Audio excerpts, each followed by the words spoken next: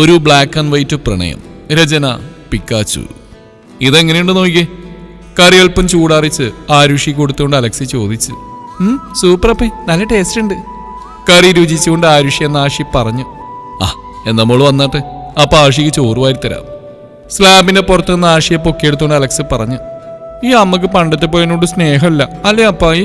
അതല്ലേ അമ്മ ഇപ്പൊ എന്നെ കാണാൻ വരാത്തും സ്കൂളിൽ കൊണ്ടുവിടാത്തും എന്റെ തലമുടി കെട്ടിത്തരാത്തും എനിക്ക് രാവിലെ പാപ്പുണ്ടാക്കി തരാത്തും ഒക്കെ. ഭക്ഷണം വാരി കൊടുക്കുന്നതിനിടയ്ക്ക് ആഷി അലക്സിനോട് പറഞ്ഞു. എന്നാര് പറഞ്ഞു? അമ്മയ്ക്ക് ഏറ്റവും ഇഷ്ടം ആഷിയോടല്ലേ? ഇത് അമ്മക്ക് ഹോസ്പിറ്റലിൽ തിരക്കായതുകൊണ്ടല്ലേ? മോൾക്കറിഞ്ഞൂടെ? ഇപ്പോഴാണെങ്കിൽ കോവിഡ് എന്ന് പറയുന്ന വലിയ അസുഖം ലോകത്തെ മൊത്തം നശിപ്പിച്ചുകൊണ്ടിരിക്കുമല്ലേ? എത്ര പേരാ ദിവസവും മരിക്കുന്നു. അപ്പൊ അമ്മയെപ്പോലുള്ള ഡോക്ടർമാരല്ലേ അവരെയൊക്കെ രക്ഷിക്കേണ്ടത്? അതല്ലേ അമ്മ ഇപ്പൊ ആഷിമോളെ കാണാൻ ഇങ്ങോട്ട് വരാത്ത? അല്ലാതെ ആഷിയോട് സ്നേഹമില്ലായിട്ടല്ല. അതൊക്കെ ശരിയാ. അപ്പൊ അമ്മയ്ക്ക് എന്നോട് നിറയെ സ്നേഹമുണ്ടല്ലേ? അതേലോ, അമ്മക്ക് ആഷിയോട് ഒരുപാട് സ്നേഹമുണ്ട്. അങ്ങനെയാണെങ്കിൽ അപ്പക്ക് ആഷിയോടാണോ അമ്മയോടാണോ കൂടുതൽ ഇഷ്ടം? അങ്ങനെ ചോദിച്ചാ അമ്മയോട് അപ്പായിക്ക് പ്രത്യേക ഒരു ഇഷ്ടമല്ലേ, ആഷിയോട് വേറൊരു ഇഷ്ടം. രണ്ടും രണ്ടല്ലേ? ആഷിയുടെ കവിളി രണ്ടും വലിച്ചു വിട്ടുകൊണ്ട് അലക്സ് പറഞ്ഞു. ഈ അപ്പായി ഒരു കള്ളനാ. അപ്പായിക്ക് എന്നെക്കാട്ടും ഇഷ്ടം അമ്മയോട് തന്നെയാ. ഇതിപ്പോ എന്നെ പറ്റിക്കാൻ ചുമ്മാതെ പറയുന്ന. പിണങ്ങി മുഖം തിരിച്ചിരുന്നുകൊണ്ട് ആഷി പറഞ്ഞു. അങ്ങനെ അങ്ങ് പിണങ്ങില്ല എന്റെ ആഷി. ഒരു കൈ കൊണ്ട് ആഷിയെ പൊക്കിയെടുത്ത് മടിയിൽ വെച്ചുകൊണ്ട് അലക്സ് പറഞ്ഞു. എന്നാ പറ, എന്നോടാണ് അമ്മയോടാണ് അപ്പ കൂടുതൽ ഇഷ്ടം? അതിപ്പോ അപ്പ എങ്ങനെയാ ആഷിയെ പറഞ്ഞു മനസ്സിലാക്കുന്നത്? മമ്മ എന്ന് പറയുന്നത് അപ്പായി തന്നെയല്ലേ? എനിക്ക് ആഷിയെ കിട്ടുന്ന തന്നെ അമ്മയിൽ നിന്നല്ലേ? അപ്പൊ അപ്പായിക്ക് അമ്മയോടും ആഷിയോടും ഒരുപോലത്തെ രണ്ട് ഇഷ്ടമല്ലേ? ആഷിയെ അടക്കി പിടിച്ചോണ്ട് അലക്സ് പറഞ്ഞു. എനിക്കെല്ലാം മനസ്സിലായി. അപ്പക്കപ്പൊ സിനിമയിലെ കാണുന്ന പോലെ അമ്മയോട് പ്രേമല്ലേ?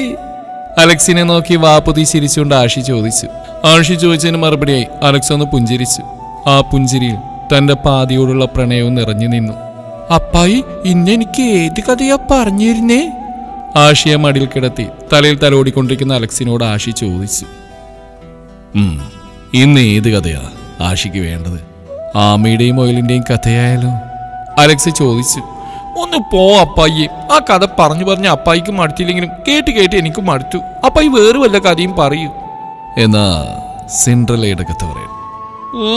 ഈ അപ്പായി കൊണ്ട് ഞാൻ തോറ്റു. തലക്കായി വെച്ച് വലിയ ആൾക്കാർ പറയും പോലെ ആഷി പറഞ്ഞു. എനിക്ക് ഇതൊക്കെ അറിയത്തുള്ളൂ. അതല്ല, ഇനി എന്റെ ചക്കരയ്ക്ക് വേറെ കഥ കേൾക്കണമെങ്കിലേ നാളെ യൂട്യൂബിൽ നോക്കി പഠിച്ചിട്ട് അപ്പ പറഞ്ഞുതരാം. ആഷിയെ അനുനയിപ്പിച്ചുകൊണ്ട് അലക്സ് പറഞ്ഞു. 10 വയസ്സ് ആഷിക്കായിട്ടുള്ളെങ്കിലും വാശിയുടെ കാര്യത്തിൽ ആഷി അമ്മയെ തോൽപ്പിക്കും. അത് അലക്സിനെ നന്നായിട്ട് അറിയുകയും ചെയ്യാം.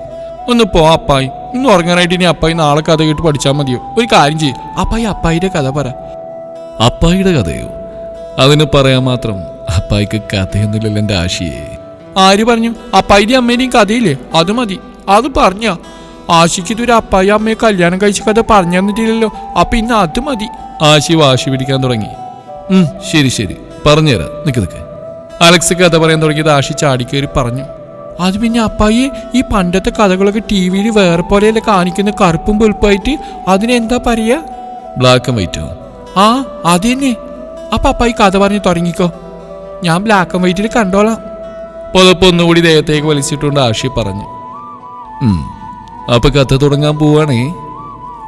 അപ്പായി പറഞ്ഞു. അങ്ങ് ദൂരെ അനന്തപത്മനാഭന്റെ മണ്ണിലാ ഈ കഥ നടക്കുന്നത്. അവിടുത്തെ വലിയ പ്രമാണിയാ ചന്ദ്രോത്ത് ഗംഗാധരമേനോൻ, മോളുടെ മുത്തച്ഛൻ. പണ്ട് മുതലേ ആള് വലിയ വീരശൂര പരാക്രമിയാ.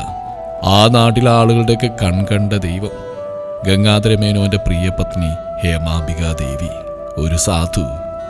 പക്ഷെ അന്നാട്ടിലെ എല്ലാവരുടെയും പ്രശ്നങ്ങൾക്ക് പരിഹാരം കാണുന്ന പ്രിയപ്പെട്ട മേനോൻ മാഷിന് വലിയൊരു സങ്കടം ഉണ്ടായിരുന്നു. അതെന്താച്ചി? ആഷി ആകാംക്ഷയോടെ ചോദിച്ചു. ഒരു കുഞ്ഞില്ല എന്നുള്ള സങ്കടം. അങ്ങനെ ഒരുപാട് നാളത്തെ പ്രാർത്ഥനകളും വഴിപാടുകളും നിറഞ്ഞ 12 വർഷങ്ങൾക്ക് ശേഷം അവിടെ ഒരു സുന്ദരിക്കുട്ടി ജനിച്ചു. ചന്ദ്രോത്ത് ഗംഗാധരമേനോന്റെയും ഹേമാംബികാദേവിയുടെയും ഒരേ ഒരു കൺമണി. ഗായത്രി ഗംഗാധരമേനോൻ എന്ന ആഷിയുടെ അമ്മ, അപ്പയുടെ സ്വന്തം ഗായൂസ്. ഒറ്റമകളായതുകൊണ്ട് തന്നെ വളരെ സ്നേഹത്തോടെയാ ഗംഗാധരമേനോൻ ഗായുവിനെ വളർത്തിയത്. ഗായുവിൻ്റെ ഏതൊരു ഇഷ്ടവും ഒരു മടിയും കൂടാതെ തന്നെ ഗംഗാധരമേനോൻ നടത്തി കൊടുത്തു.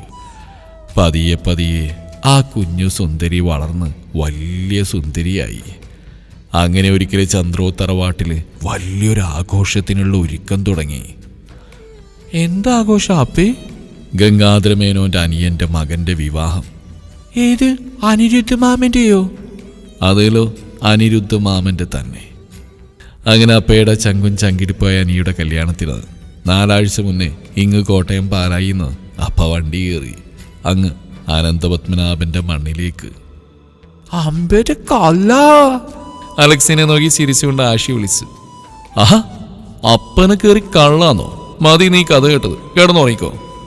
മുഖം ഒരു വശത്തേക്ക് തിരിച്ചുകൊണ്ട് അലക്സ് പറഞ്ഞു. പെനെങ്ങനെ അപ്പായി?